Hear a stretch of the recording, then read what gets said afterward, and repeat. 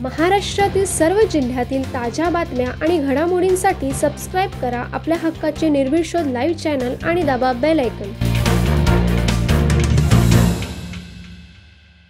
उरण कोटनाका कालाधोंडा येथील स्थानिक रेल्वे प्रकल्पग्रस्त यांनी उरण रेल्वे स्टेशन जमीन संपादनाच्या बदल्यात मोबदला आणि रोजगार मिळावा म्हणून लोकशाही मार्गाने साखळी उपोषण आणि आंदोलन करण्यात आले होते। मात्र आंदोलनकर्त्यांवर गुन्हे दाखल करण्यात आले होते।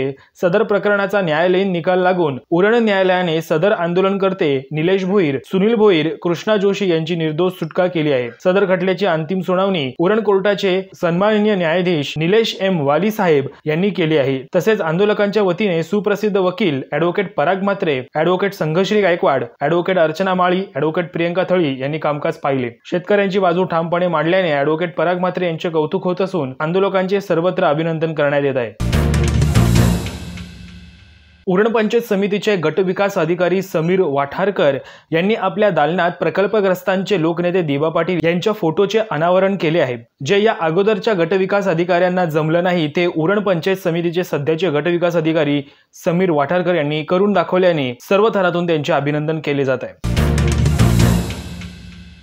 उरण तालुक्यातील रानसाई ग्रामपंचायत हद्दीतील 6 आदिवासी वाड्यांना आणि चिरनेर ग्रामपंचायत हद्दीतील 2 आदिवासी वाड्यांना पाणी पुरवठा करणाऱ्या विहिरींनी तळ गाठल्याने आदिवासी बांधवांना भीषण पाणी टंचाईचा सामना करावा लागत आहे। त्यामुळे या 2 ग्रामपंचायत हद्दीतील आदिवासी बांधवांना भेडसावणारी पाण्याची समस्या दूर करण्यासाठी टँकरने पाणी पुरवठा करण्याचा निर्णय उरण पंचायत समितीचे गट विकास अधिकारी समीर वाठारकर यांनी घेतलेला आहे। मावळ 2024च्या लोकसभा निवडणुकीसाठी 33 उमेदवार निवडणुकीच्या रिंगणात उतरले आहेत। त्यात लक्ष केंद्रित करणारे उमेदवार प्रशांत रामकृष्ण भगत हे भारतीय जवान किसान पार्टीतर्फे निवडणूक लढणार आहेत। त्यांच्या पक्षाची धोरणे, स्थानिक प्रश्न आणि आव्हाने याबाबत मावळ लोकसभेचे उमेदवार प्रशांत भगत यांनी निर्भीड शोधशी संवाद साधलाय। या पूर्ण भारतामध्ये ज्या 543 लोकसभेच्या जागा आहेत तर सर्वच जागांवरती आम्ही सगळे माजी सैनिक सैन्यातून निवृत्त झालेले आम्ही ह्या लोकसभेच्या रिंगणामध्ये उतरण्याचा निर्णय घेतला आहे आणि त्याच्यामागची कारणं खूप आहेत। कारण जे काय राजकारणाची सध्याची परिस्थिती आहे तर ती अतिशय वाईट झालेली आहे आणि जो सर्वसामान्य माणूस आहे तो भरडला जातो आणि जे उच्च शिक्षित आहेत किंवा ज्यांना म्हणतो आपण की फक्त विचारवंत की त्यांची नुसती चर्चा चालू असते परंतु पुढे यायला कोणी तयार होत नाही आहे। आणि आम्हीसुद्धा नाईलाजाने पुढे आलो आहे कारण आमची इच्छा नव्हती परंतु केवळ बोलत बसण्यापेक्षा की ह्या देशासाठी आपण जे सीमेवरती लढलो आणि आता इथे आल्यानंतर पुन्हा एकदा आपल्याला ह्या देशाची खरोखर काहीतरी सेवा करायला हवी आणि म्हणून आम्ही सगळे एकत्र येऊन आमच्या स्वतःच्या खर्चाने आम्ही ही पार्टी फॉर्म केलेली आहे, भारतीय जवान किसान पार्टी, आणि त्या पार्टीतर्फे आम्ही लोकसभा निवडणूक लढवत आहोत। मावळचे प्रश्न जर बघितले आपण तर खूप आहेत।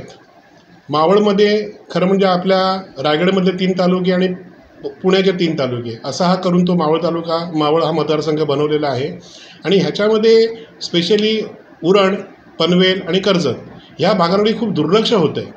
दुर्लक्ष म्हणजे आता जर उरणचा विचार केला तर ह्या 76 वर्ष झाल्यानंतरसुद्धा आज उरणमध्ये एकही इंजिनिअरिंग किंवा मेडिकल कॉलेज झालेलं नाही, जे होऊ शकलं असतं पण ह्यासाठी कोणीही प्रयत्न केलेला नाही।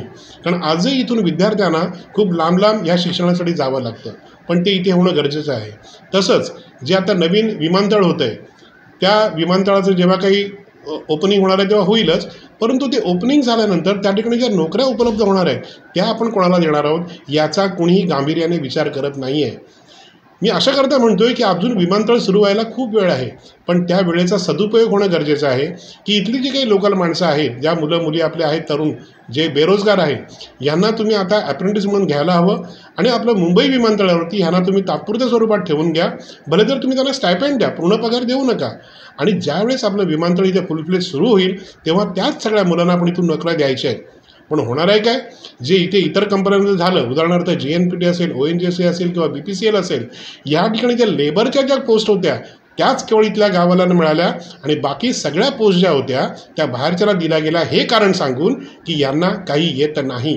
पण ठीक आहे, आम्ही मान्य करतो की आम्हाला येत नाही पण ते शिक्षण देण्याची जबाबदारीसुद्धा या प्रशासनाची आहे आणि म्हणून आमचा तो प्रयत्न असेल या नवीन विमानतळावरती जे काही नोकरी ज्या उपलब्ध होणार आहेत त्या सर्व इथल्या लोकांना मिळण्यासाठी आमचा जास्त प्रयत्न असणार आहे। तसंच आता जर आपण बघितलं असेल तर गेल्या काही महिन्यांपासून आपली जी NMMT ची बस आहे 30 नंबर आणि 31 नंबर ही बेमुदत बंद केलेली आहे।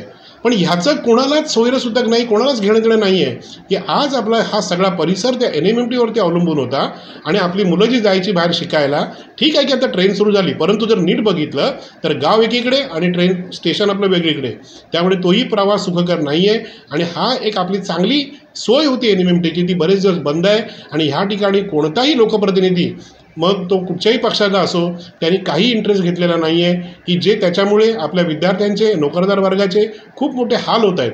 आणि म्हणून जो काही प्रश्न येईल त्या प्रश्न सोडवण्यासाठी या लोकप्रतिनिधींनी लक्ष घालणं गरजेचं आहे आणि प्रश्न सोडवणं खूप गरजेचं आहे. मावळ लोकसभा मतदारांना तुम्हाला काय सांगायचं आहे? नक्कीच. मावळमध्ये टोटल 25 लाख मतदार आहेत. दुर्दैव आपलं की आपण सगळे मतदानाला जात नाही आणि आमचं लक्ष खरं म्हणजे त्याच लोकांकडे आहे जे मतदानाला जात नाहीत. कारण ती लोकं ठरवतात की निवडून कोणी यायचं. म्हणून जी लोकं मतदानाला जात नाहीत, मी पहिला त्यांना आवाहन करतो की प्लीज तुम्ही बाहेर या आणि मतदान करा. मतदान आपलं 13 मे रोजी सोमवारी आहे. तुम्हाला शनिवार, रविवार, सोमवार सुट्टी मिळणार आहे. पिकनिकचा मूड असणार आहे. कृपया असं करू नका, कारण आपला जगामध्ये लोकशाही प्रधान देश हा खूप मोठा आहे आणि तुमचं योगदान खूप गरजेचं आहे. जर तुम्हीच मागे राहिलात तर प्रॉब्लेम होणार आहे. आणि तुम्हालाही आम्ही चुकीचं धरत नाही, कारण आम्ही सुद्धा सर्वे केला की तुम्ही लोक मतदानाला न येता पिकनिकला का जाता. तेव्हा आम्हाला असं कळलं होतं की तुमच्याकडे योग्य पर्याय नाही आहे. हे तुम्ही कालपर्यंत सांगत होता, पण आत्ता हा तुमच्यापुढे हा प्रश्न नाही आहे. आम्ही माजी सैनिक नक्कीच तुमच्यापुढे योग्य पर्याय आहोत आणि तुम्ही आम्हाला मतदान करू शकता. तसंच जी कोणी इतर व्यक्ती ज्या रेग्युलर मतदान करतात त्यांनाही मी आवाहन करेन की आज 76 वर्ष झाली आपल्या स्वातंत्र्याला, पण तरीसुद्धा आपल्या देशाची जी काय राजकारणाची घडी आहे ती विस्कटलेली आहे आणि ती जर का व्यवस्थित बसवायची असेल तर ज्या सैनिकांनी आपल्या जीवाची पर्वा न करता देशाचं संरक्षण केलं, नक्कीच ते आपल्या संसदेमध्ये जाऊन आपल्या देशाची राजकारणाची घडी खूप चांगल्या प्रकारे बसवू शकतील. आणि म्हणून आमचं सगळ्या माजी सैनिकांचं निवडणूक चिन्ह आहे गिफ्ट बॉक्स, म्हणजेच भेटवस्तू. त्याच्यावर तुम्ही तुमचं ते बटन दाबायचं आहे आणि आम्हाला प्रचंड बहुमताने संसदेत पाठवायचं आहे, ही मी तुम्हाला विनंती करतो. जय हिंद, जय महाराष्ट्र.